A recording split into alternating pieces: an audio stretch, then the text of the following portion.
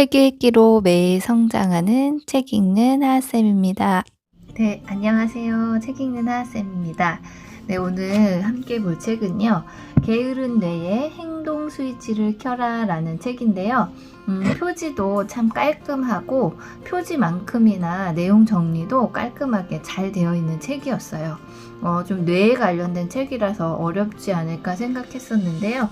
이렇게 보시면 아주 귀여운 그림으로 그리고 간결한 문구들로 이렇게 정리를 잘 해놓아서 읽기가 특히 편하고 보통 이제 습관책, 헤빗이라는 책을 많이들 보셨을 텐데요. 그 책을 좀 읽기 쉽고 간결하게 정리해놨다는 그런 느낌도 저는 받았습니다. 네, 그렇다면 내가 뭔가 행동을 하고 싶은데 자꾸 게으름을 부리고 있다 하시는 분들은 이 책을 읽어보시고 37가지 행동 패턴에 대해서 나와 있는데 그 중에 한두 가지만이라도 도움을 받으시면 좋을 것 같습니다. 네, 그럼 제가 각 장별로 뽑은 좋은 문장들 함께 보도록 하겠습니다. 네, 제 1장 미루는 습관이 사라진다. 행동의 시작 속도를 높이는 방법 해서 나왔는데요. 확실하게 계획을 세운 이후에 행동한다 라는 이런 사고방식이 여러분을 움직일 수 없게 만드는 원인인 것이다. 네, 우리 주변을 보면요. 생각보다 완벽주의 성향을 가진 사람들이 좀 많은 것 같아요. 제대로 못할 것 같으면 아예 시작하지 않는다 라고 생각하거나 처음부터 완벽을 꿈꾸는 사람들이 있는데요. 이것은 깊게 생각해 보면 시작하지 않는 것의 변명이고 자기 합리화가 아닐까라는 생각을 했습니다. 양질 전환의 법칙이라는 것이 있는데요. 이게 뭐냐면 그냥 작은 것부터 아주 사소해 보이는 것이지만 일단 시작을 해서 그 양을 조금씩 늘려가다 보면 질은 저절로 향상된다는 것이에요. 그러니까 처음부터 내가 막 책을 한 권 읽겠어 이렇게 하는 것보다 매일 5분씩 이렇게 늘려가다 보면 어느새 책 한 권을 읽게 될 수 있고, 이렇게 너무 처음부터 크게 완벽하게 목표를 잡기보다는 작은 것부터 시도해보는 것이 중요하다는 겁니다. 네, 세상에 완벽한 상황, 완벽한 때라는 것은 없다. 꾸준히 하다 보면 완성되는 것이다 라는 거예요. 그러니까 내가 좀 더 빨리 실행에 옮길 수 있도록 작은 목표부터 정해서 시작하시면 좋을 것 같습니다. 네, 파트 2, 놀라울 만큼 집중력이 계속된다. 행동 브레이크를 제거하는 방법. 일에 착수하는데 시간이 걸리는 이유는 무엇을 해야 하는지가 명확히 정해져 있지 않기 때문이다.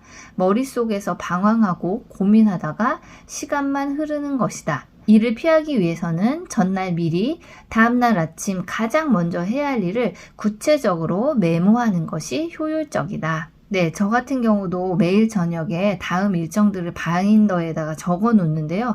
이렇게 계획을 세워 놓으면 무엇을 시작해야 하는지 헤매이지 않고 바로 일을 시작할 수가 있어요.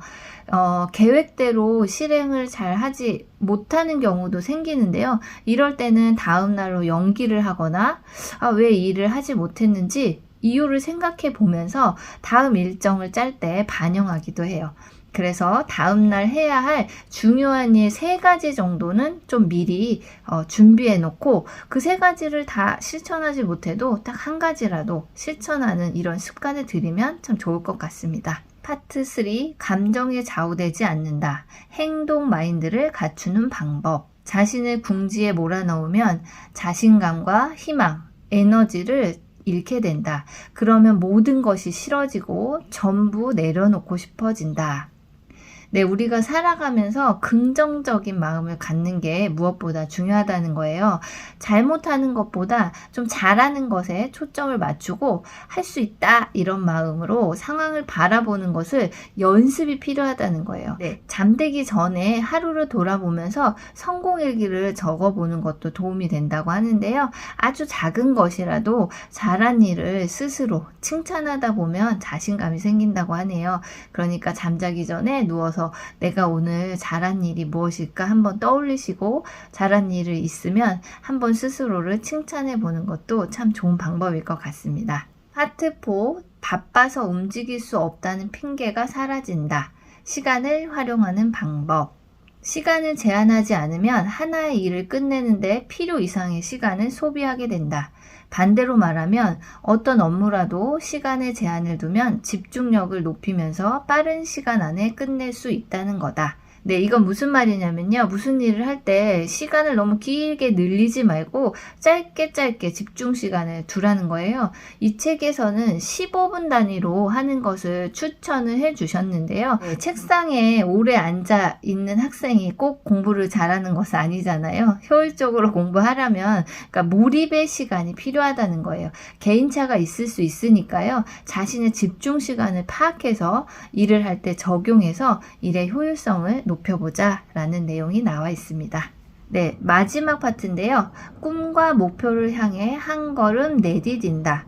행동사고를 익히는 방법. 목적은 분명해졌지만 무엇이 먼저 하면 좋을지 망설여지거나 무엇부터 시작해야 할지 알지 못하는 등 액션 플랜이 명확하게 그려지지 않을 때는 현재 상태와 목표 사이에 3개의 스톤을 배치해보자 라고 하는데요. 여기서 말하는 스톤은 이정표 같은 것을 말하는 거예요. 그러니까 예를 들어서 내가 수학 성적을 향상시키는 것이 목적이다.